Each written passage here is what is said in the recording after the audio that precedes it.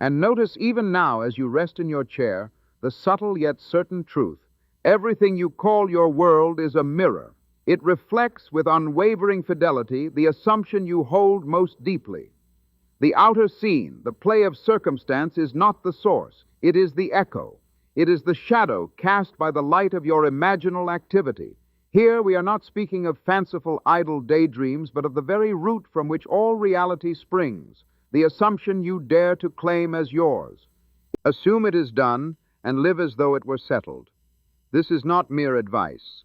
It is the law by which all things come into form.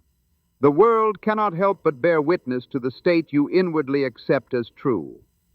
For what is this life but the theater of consciousness, where every actor, every scene is drawn forth by the script you write in silence?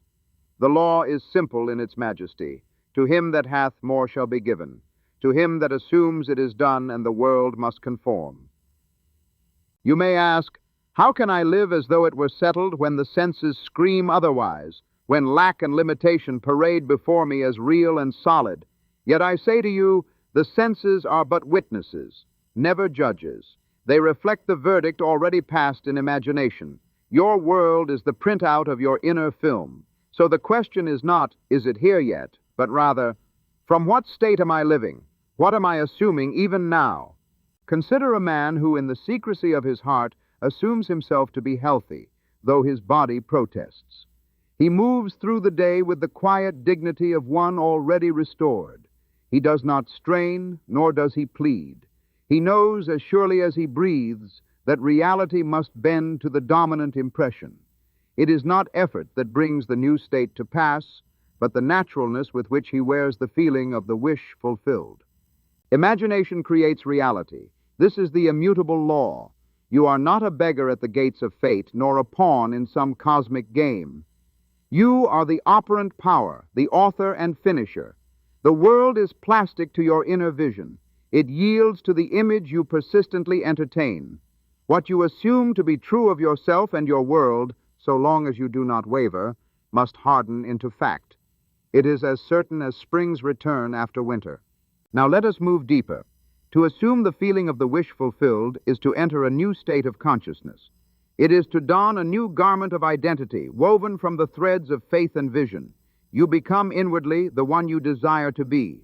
You see with his eyes, walk in her shoes, think her thoughts, feel his joys. This is not play acting. It is the sacred art of creation, the secret by which all things are made. Let me tell you a story. There was a woman cast down by years of disappointment who longed for companionship. She had tried with all the outer means to arrange her life, but nothing changed. Then one night she dared to assume, I am cherished, I am chosen. She sat quietly and imagined the warmth of an embrace, the laughter shared over morning coffee, the simple certainty of being loved. Night after night, she entered this scene until it became more real to her than the solitude outside. Soon, quite effortlessly, circumstances shifted. A chance meeting, a conversation, and the love she had claimed in silence blossomed in the world of facts. She did not chase, she did not strive. She radiated from fullness, and the world responded. This is the difference between seeking and radiating, between lack and fullness. When you assume it is done, you cease to chase. You become the magnet, not the pursuer. You are no longer a supplicant at the altar of circumstance, but the radiant center around which life organizes itself. The world is drawn to you, compelled by the certainty you embody. Revision is the golden key. If a memory or a scene troubles you, do not accept it as fixed. The past itself is malleable, for all is now. Take the scene you regret and rewrite it in imagination. See it as you wish it had been. Feel the relief, the satisfaction, the harmony.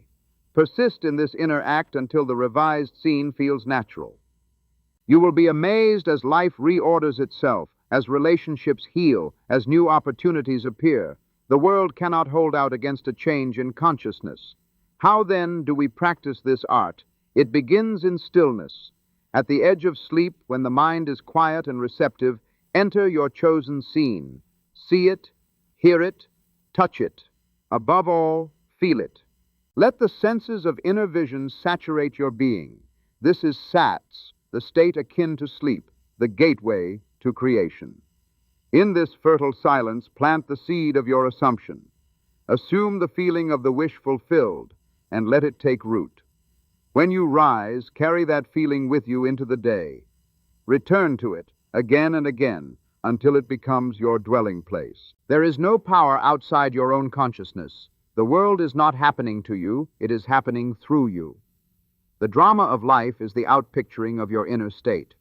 When you change the script in imagination, the actors must play their parts accordingly. This is not theory. It is the law, tested in the crucible of experience by countless men and women. The only requirement is faith. Faith not in a distant deity, but in your own wonderful human imagination. Let us draw a comparison. Imagine two men.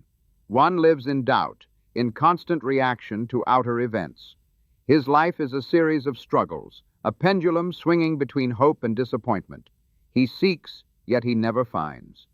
The other man lives from fullness. He assumes the end is already accomplished. He walks with quiet confidence, unhurried, untroubled. The world rearranges itself to match his inner state. He does not try to make things happen. He knows they must unfold, for he has already claimed them within.